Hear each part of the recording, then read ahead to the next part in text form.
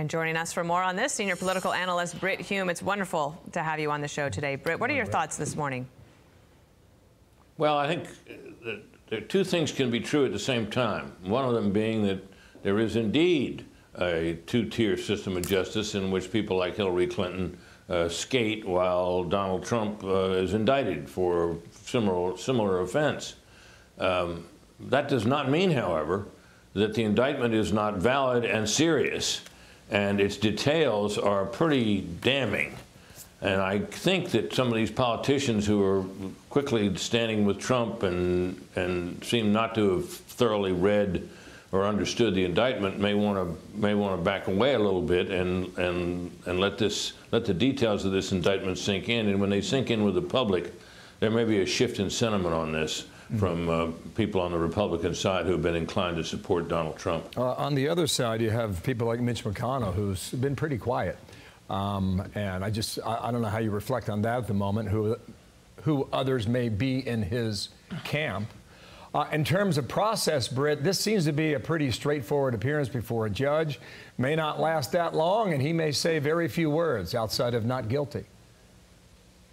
Yeah, a situation like this is an arraignment, really. I mean, he indicates his presence there and perhaps enters a plea, perhaps not. Usually they do, but we'll see what happens there. But it's a big moment because nothing like this, or even close to this, has ever happened before. The prosecution by an opposing administration of a former president. And that in itself is cause to think seriously about whether this indictment should have been brought. On balance, I think people who read the indictment and take it seriously will think, well, they probably had no choice but to do it, but that doesn't mean there wasn't unequal treatment, and that doesn't mean that the divisive effect of having this former president who still enjoys such wide popularity among Republican voters should have been prosecuted. Britt, what should the Republican candidates trying to run against President Trump in the Republican primary do at this point? I mean, most of them have defended him. A couple of them have said, gosh, this is serious, and then they get branded as somebody who is disloyal.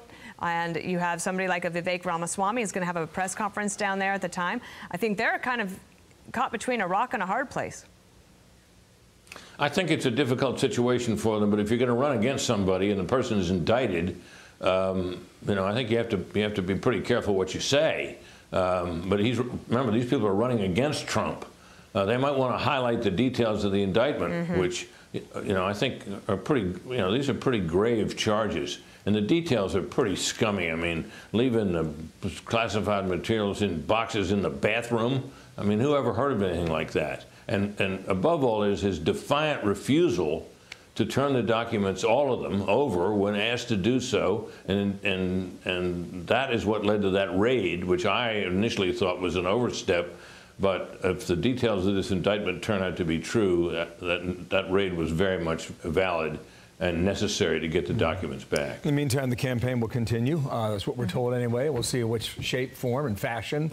Meanwhile, on the Democratic side, we had a story yesterday here that we talked about. Kamala Harris has Emily's List, a group that helps to support female politicians, spending $10 million to boost Kamala Harris. Nikki Haley was asked about that just yesterday. I think that there's a chance that he's going to keep going as long as he can. They want Trump to be the nominee. He's pushing forward because he thinks that that's a win he can get.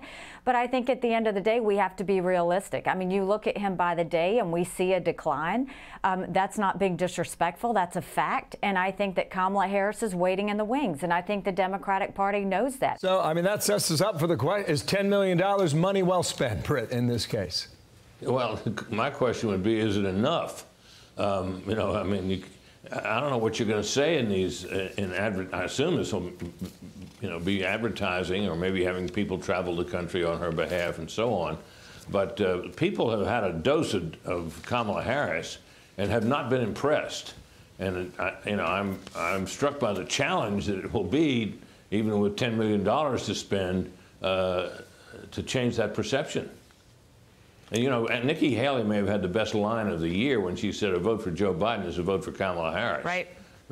People look at that and they say, well, as old as he is, he could go at any time, and she might well end up being president. It's an entirely plausible approach, probably plausible statement on her her part. That if Joe Biden wins, every day could be Kamala's inauguration day. And you would imagine that Republicans are going to sing that every single day. Brit Hume, thank you for being here. Thank you, Brit. Nice to see you. You bet, Dana. You bet. Okay. Thank you. I'm Steve Ducey. I'm Brian Kilmeade. And I'm Ainsley Earhart. And click here to subscribe to the Fox News YouTube page to catch our hottest interviews and most compelling analysis.